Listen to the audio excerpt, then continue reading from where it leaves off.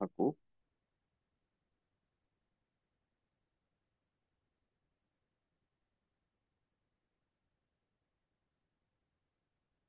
তো সবাই প্রথমে আজকে আমাদের মেইন কনসেপ্ট গুলো হচ্ছে এখন গ্রাফিক্স পেডটা আমি কানেক্ট করে নিই। হ্যাঁ, তো আজকে আমাদের মেইন কনসেপ্ট গুলো হচ্ছে ডেটা টাইপ, ভ্যারিয়েবল এবং কন্ডিশনাল স্টেটমেন্ট। তো প্রথমে ডেটা টাইপ। ডেটা টাইপ হচ্ছে প্রোগ্রামিং ল্যাঙ্গুয়েজের এমন একটা জিনিস যেখানে আমরা বলে দেই একটা ভ্যারিয়েবল কি হোল্ড করতে পারে, কি ধরনের ডেটা হোল্ড করতে পারে সেইগুলো।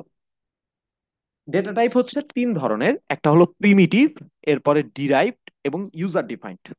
প্রিমিটিভ ডেটা টাইপ গুলো আমাদের খুবই ফ্যামিলিয়ার, কারণ আমরা জেনারেলি এটাই ইউজ করি। দেখো ইন্টিজার, এটা ইন্টিজার টাইপের ভ্যারিয়েবল গুলোকে স্টোর করতে কাজে লাগে। এটার সাইজ হচ্ছে 4 বাইট। এখন এইখানে যে থিওরিটিক্যাল কনসেপ্টটা হচ্ছে এই রেঞ্জটা কিভাবে আসে, বা একটা 4 বাইট ভ্যালু কিভাবে 2 টু দি পাওয়ার 32 সংখ্যক নাম্বারকে সে স্টোর করতে পারে, এই কনসেপ্টটা আমরা একটু দেখি। তো আমরা একটু ছোট কনসেপ্টে দেখি। ধরো 1 বাইট মানে হচ্ছে 8 বিট। সো 8 বিট বলতে কি বোঝায়? ধরো শুধুমাত্র একটা ওয়ান, এটা হচ্ছে 1 বিট। শুধুমাত্র একটা জিরো, এটা হচ্ছে 1 বিট। 10, এটা হলো 2 বিট। 01, এটা হলো 2 বিট। এবং আমরা জানি বাইনারিতে আমরা জাস্ট 01 ইউজ করতে পারি, এর চেয়ে বেশি কিন্তু কোনো কিছু ইউজ করতে পারি না। তাহলে এই জায়গাটার মধ্যে আমি, ধরো কোনো একটা জায়গায় আমার কাছে 3 বিট সংখ্যা আছে, মানে 3 বিট স্পেস আছে। 3 বিট স্পেস মানে তিনটা ওপেন স্পেস, প্রতিটা জায়গায় তুমি হয় জিরো অথবা ওয়ান বসাতে পারো। তাহলে এরকম কয়টা কম্বিনেশন তুমি ক্রিয়েট করতে পারো দেখো। 000, 001, 010, 011, 100, 101, 110 এবং ফাইনালি, সরি, ফাইনালি 111।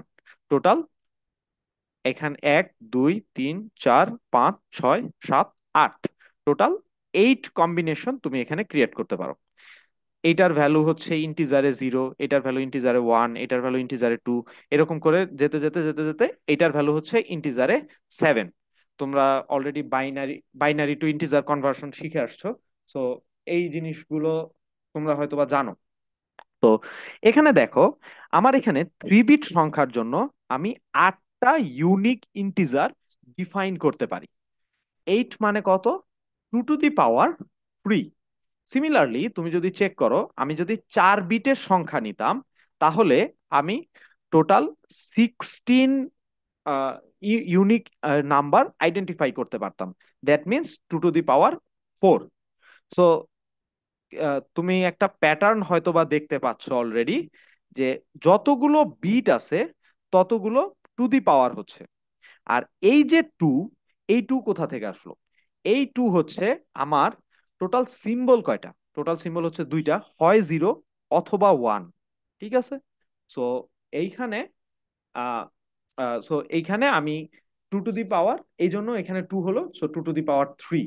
এভাবে আমি কমপ্লিটলি, যদি 8 বিটের একটা সংখ্যা হয় যেখানে আমার 8টা ফাঁকা ঘর আছে, এরকম 8 বিটের সংখ্যার জন্য আমি টোটাল 2 টু দি পাওয়ার 8 সংখ্যক ইউনিক ইন্টিজার আইডেন্টিফাই করতে পারবো, অথবা ইউনিক ইন্টিজার এটা দিয়ে ডিফাইন করতে পারবো।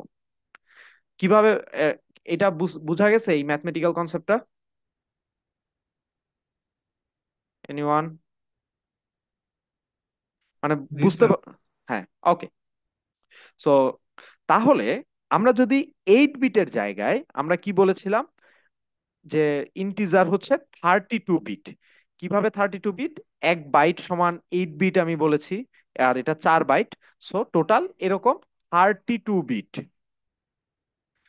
সো 32 বিটের জন্য আমরা টোটাল 2 টু দি পাওয়ার 32 সংখ্যক নাম্বার এই ইন্টিজার দিয়ে ডিফাইন করতে পারি। It's huge. ওকে। কিন্তু আহ, আমরা তাহলে রেঞ্জ হচ্ছে 2 টু দি পাওয়ার 32, এরকম বা বা এরকম একটা রেঞ্জ হবে 2^32 - 1।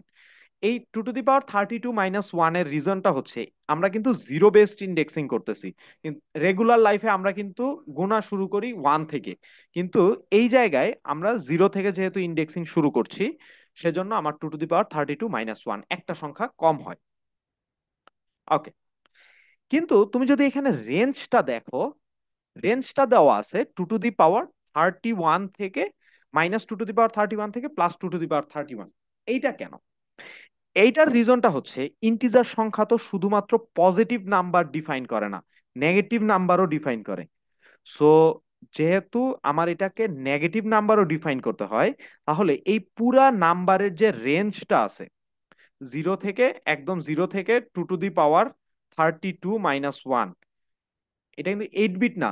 মানে এইট এইট বিট বা 32 বিট ব্লকটাকে আমি ডিফাইন করতেছি না, আমি নাম্বারের রেঞ্জটাকে ডিফাইন করতেছি। 0 থেকে 2^32 - 1, এইটাকে আমি জাস্ট অর্ধেক করে দিব। অর্ধেক করে দিয়ে অর্ধেক আমি দিয়ে দিব নেগেটিভ নাম্বারকে, অর্ধেক আমি দিয়ে দিব পজিটিভ নাম্বারকে, তাহলে এই জিরোটা চলে আসবে একদম মাঝখানে। আর এটা এইখানে কিছু একটা চেঞ্জ হবে। সো কি চেঞ্জ হবে আমরা দেখাই। তাহলে যেহেতু আমরা অর্ধেক করে দিব বলছিলাম, তাহলে আমরা একটু আগে টোটাল সংখ্যা বলছি 2^32 সংখ্যক নাম্বার, এটাকে আমরা ডিভাইডেড বাই 2^1, মানে অর্ধেক যেহেতু divide by 2। So 2^32 - 1 is equal to 2^31। তাহলে আমার এখানে কি বলতেছে, 2^31 মানে কি? একটু আগে আমরা বলছিলাম যে যত বিট ততগুলা এখানে টু দি পাওয়ার। সো আমার 31 বিট এই জায়গাটার মধ্যে আমি ইউজ করতে পারবো। সো 31 বিট যদি আমি এখানে ইউজ করতে পারি অর্ধেকের ক্ষেত্রে, এটা যেহেতু আমরা পজিটিভ কোঅর্ডিনেট, সো এখানে আমি 2^31 সংখ্যক পর্যন্ত নিয়ে আসতে পারবো। ওকে, 2^31। সো কিন্তু এখানে একটা জিরো আছে, সো জিরোর জন্য 2^31 - 1। আর আশা করি এই জিনিসটা বোঝা গেছে। এবং তাহলে আবার নেগেটিভের জন্য বাকি অর্ধেক, অর্ধেক সমান আমরা কত বলছি? 2^31, 2^31। তাহলে এটা যেহেতু নেগেটিভ নাম্বার, আমি লিখে দিয়েছি -2^31। এখন এখানে কোশ্চেন আসতে পারে, স্যার আপনি তো পজিটিভে -1 দিলেন, তাহলে নেগেটিভে দিলেন না কেন? এই যে জিরো যে জিনিসটা আছে, এই জিরো তো আমি একবার ডিফাইন করেই ফেলছি পজিটিভের দিকে, তাহলে নেগেটিভের দিকে তো আমার এক্সট্রা করে জিরো ডিফাইন করার কোনো দরকার নেই, এই জন্য আমি এখানে -1 দেই নাই। ওকে, এখন আমি এই জিনিসটাকে একটু লিংক করি আপনাদের আহ, একটা মানে পরিচিত কনসেপ্টের সাথে। আমরা যখন যে কোনো একটা সংখ্যা, ওই যে সাইন্ড নাম্বার আপনারা অলরেডি পড়ছেন, সাইন্ড নাম্বারে আপনারা কি দেখছেন যে প্রথম বিট যেটা আছে সেটাকে আমরা একটা রিজার্ভ বিট হিসাবে রেখে দিই, সাইন বিট হিসাবে। এই যে এটাকে, বাকি সবগুলোকে আমরা নর্মাল নাম্বার বিটেই দেই। এটা হয় জিরো হবে অথবা ওয়ান হবে। জিরো মানে পজিটিভ, ওয়ান মানে নেগেটিভ। এখন আসেন, ইন্টিজারের মধ্যে টোটাল বিট ছিল 32, তার মধ্যে একটা বিটকে আমি সাইন বিট হিসাবে রিজার্ভ করছি, তাহলে আমার এখানে টোটাল 31 বিটস আছে। সো টোটাল 31 বিটস মানে কি, আমার নাম্বারের জন্য আমরা ডিফাইন করতে পারবো 2^31। এবং এই এক বিট সাইন বিট হিসাবে ইউজ হবে। সো যখন সাইন জিরো হবে তখন 2^31, যখন সাইন ওয়ান হবে নেগেটিভ, তখন আবার 2^31। সো এই যে জিনিসটা আমি একটু আগে বুঝাচ্ছিলাম যে নেগেটিভ 2^31, পজিটিভ 2^31, এই যে এইটাই এভাবে এখানে রেঞ্জটা বের করছে। তো যাদের একটু বুঝতে অসুবিধা হচ্ছে, আমি এই ভিডিওটা আপনাদেরকে আবার দিয়ে দিব, আপনারা আরেকবার একটু দেখে নিয়ে নিই কনসেপ্টটা। ওকে, আমরা নেক্সট স্লাইডে যাই। স্যার ক্লাসের রেকর্ডটা কি বিএলসি তে দিবেন? ক্লাসের রেকর্ডটা, হ্যাঁ আমি বিএলসি তে, আমি একটা কাজ করবো না, আমি এটা ইউটিউবে আপলোড করে ইউটিউব লিঙ্কটা আপনাদের দিয়ে দিব, তাহলে হয়তো বা ও, আপনাদের জন্য সুবিধা হবে। কারণ জি ইউটিউবে স্যার। ক্যাশ সার্ভার থাকে, তো ক্যাশ সার্ভারে আপনার ফাস্ট হয় আর কি। ওকে, তো এরপরে আসছে হলো ফ্লোট। সো ফ্লোটের মধ্যে সেম, ফ্লোটের সাইজ হচ্ছে 4 বাইট, রেঞ্জ একই রকম। এখানে জাস্ট আপনি দশমিক সংখ্যাগুলো রাখতে পারবেন। ফ্লোটের পরে ডাবল, ডাবল হলো 8 byte. So 2 to the power 64। Same কনসেপ্টের মধ্যে 2 to the power 63 - 1 -2 to the পাওয়ার 63 - 1, কারণ এই যে নেগেটিভ কনসেপ্ট আমি একটু আগে বুঝাইছিলাম যেটা সেটাই। এরপরে আসছে ক্যারেক্টার। ক্যারেক্টার হচ্ছে 1 বাইট, জাস্ট 8 বিট, 0 থেকে 255। কেন 0 থেকে 255? আপনারা আস্কি অলরেডি জানেন, কারণ আস্কির মধ্যে দেখছেন শুরু হয় 0 থেকে, শেষ হয় 255 এর মধ্যে। সো এতটুকুই। এরপরে ডিরাইভ ডেটা টাইপ আছে। সো ডিরাইভ ডেটা টাইপ হচ্ছে যেগুলো প্রাইমারি ডেটা টাইপ থেকে নিয়ে আসে আর কি। ধরেন অ্যারে আছে, পয়েন্টার আছে, রেফারেন্স আছে। এই পয়েন্টার রেফারেন্স আমি আরেকদিন আরেকটা ক্লাসে পড়াবো, সমস্যা নেই, এটা জাস্ট দেখানোর জন্য। আর ইউজার ডিফাইন্ড ডেটা টাইপের মধ্যে স্ট্রাকচার আছে, ইউনিয়ন আছে। আহ এই জিনিসটার, এই যে size of user defined data, এটা আমি আগের ক্লাসে পড়াই নাই, সো আপনাদেরকেও পড়াবো না। আপনারা যে ভিডিওটা দেখবেন, ভিডিওতে হয়তো বা এক্সপ্লেন করা থাকতে পারে, আপনি দেখলে দেখতে পারেন, সমস্যা নেই। এটা আমি আরেকদিন, যেদিন আমি স্ট্রাকচারের ক্লাস নিব সেদিন আপনাদের দেখা দিব। ভ্যারিয়েবল ডিক্লারেশনের কিছু কনভেনশন আছে, এটা থিওরি কথা। এখন আসি আমরা কন্ডিশনাল স্টেটমেন্ট।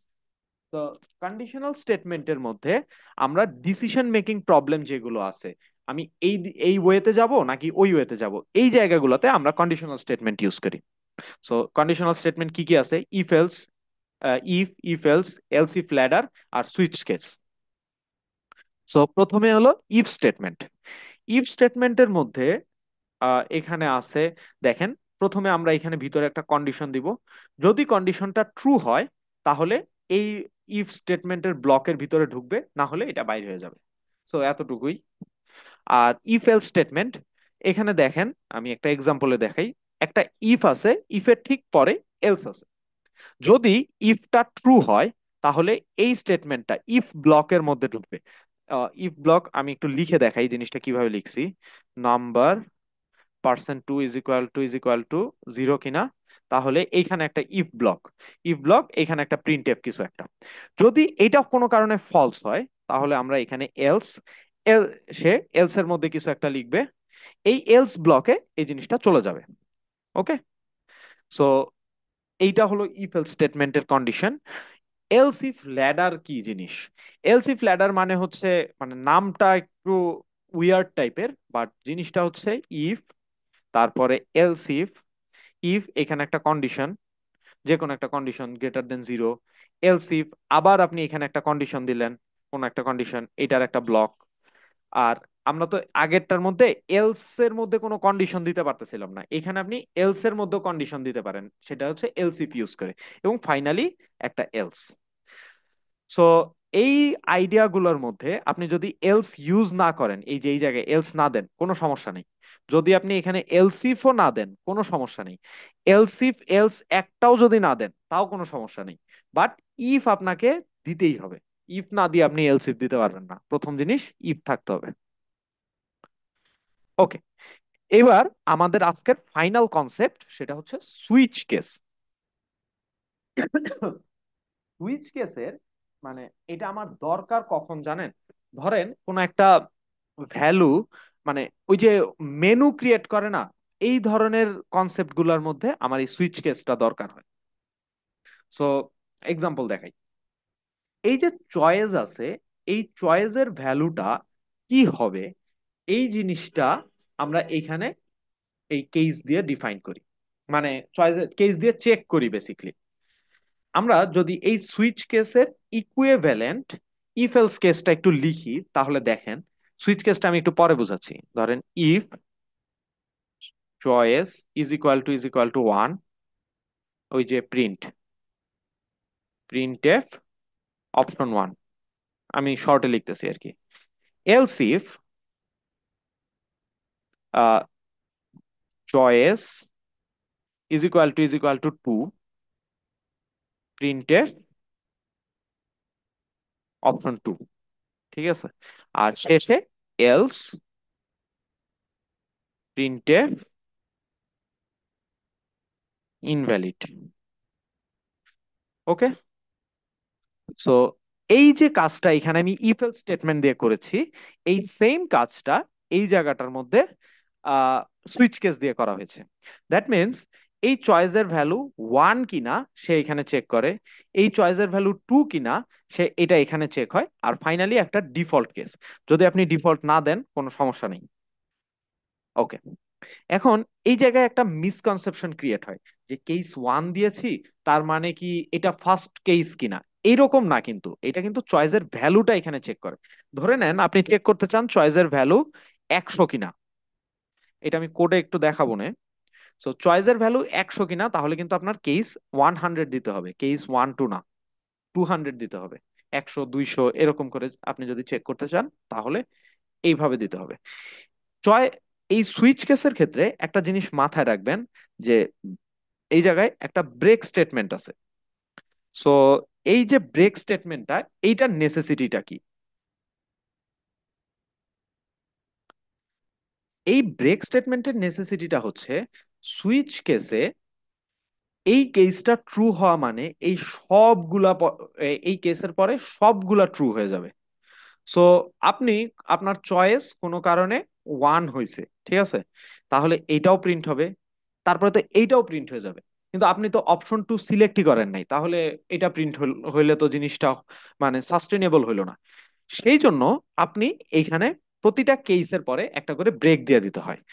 ব্রেক দিলে কি হবে, যখন এই কেস ওয়ানটা এক্সিকিউট হবে, কেস ওয়ান এক্সিকিউট হওয়ার পরে জাস্ট ডিরেক্টলি এখান থেকে ব্রেক করে জিনিসটা বাইরে চলে আসবে আর কি, এই কেস টুতে আর ঢুকবে না।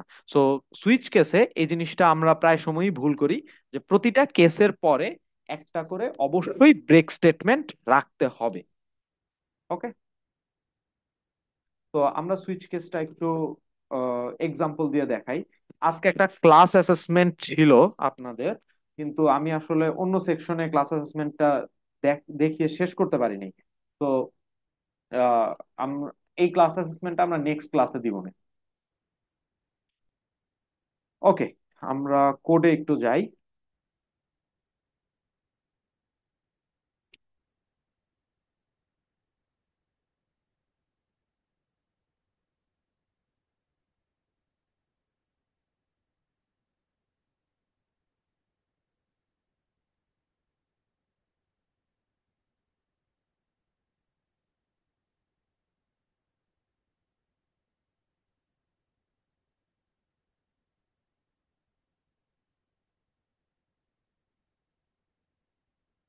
তো প্রথম কোডে এইখানে, তো এইখানে এই যে দেখেন ইফ এলস ল্যাডারের একটা এক্সাম্পল আমি আপনাদেরকে দেখি।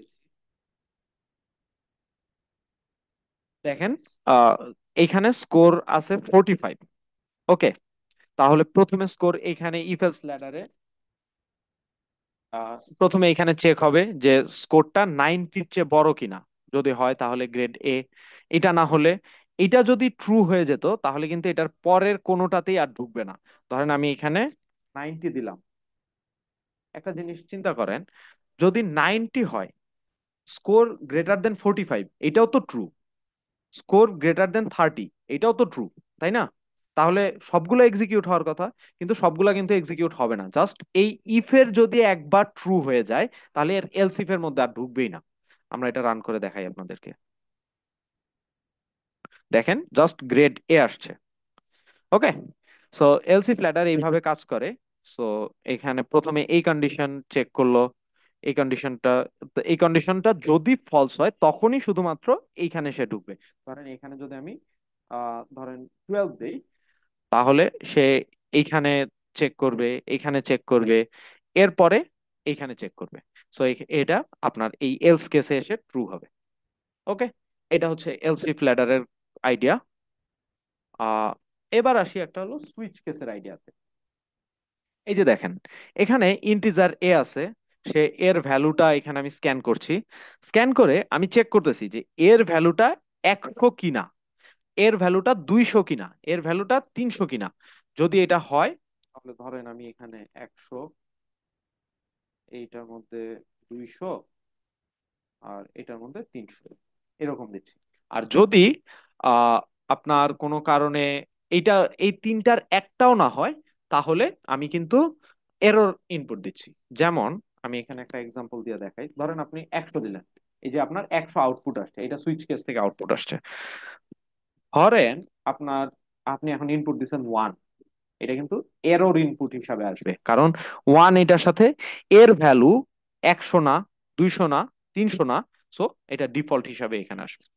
এই জিনিসটার ইউজ কেস হচ্ছে, ধরেন ওই যে একটা মেনু ক্রিয়েট করে না, ধরেন আহ, একটা কফি শপে গিয়ে select one, select two, select three, আর ইনভ্যালিড ইনপুট, এই জায়গায় আপনি সুইচ কেস ইউজ করতে পারেন। সুইচ কেস আপনার কমপ্লেক্সিটি কম, কোড কমপ্লেক্সিটি কমাবে, কারণ ইফ এলস লিখলে তো অনেক বেশি কমপ্লেক্স জিনিসটা। সো এখানে ইউনিয়নের কিছু জিনিস আছে, এটা পরে এক সময় দেখাবো। এই কোডের এই পার্টটুকু আপনাদের দরকার নাই।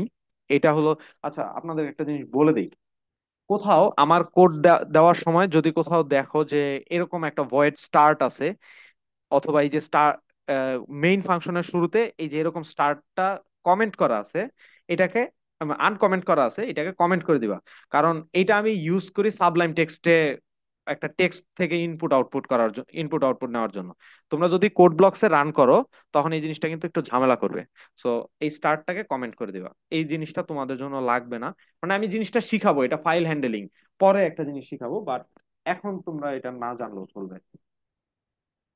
সো আমার আজকের ক্লাস এতটুকুই। কারো কোনো কোশ্চেন থাকলে বলতে পারো।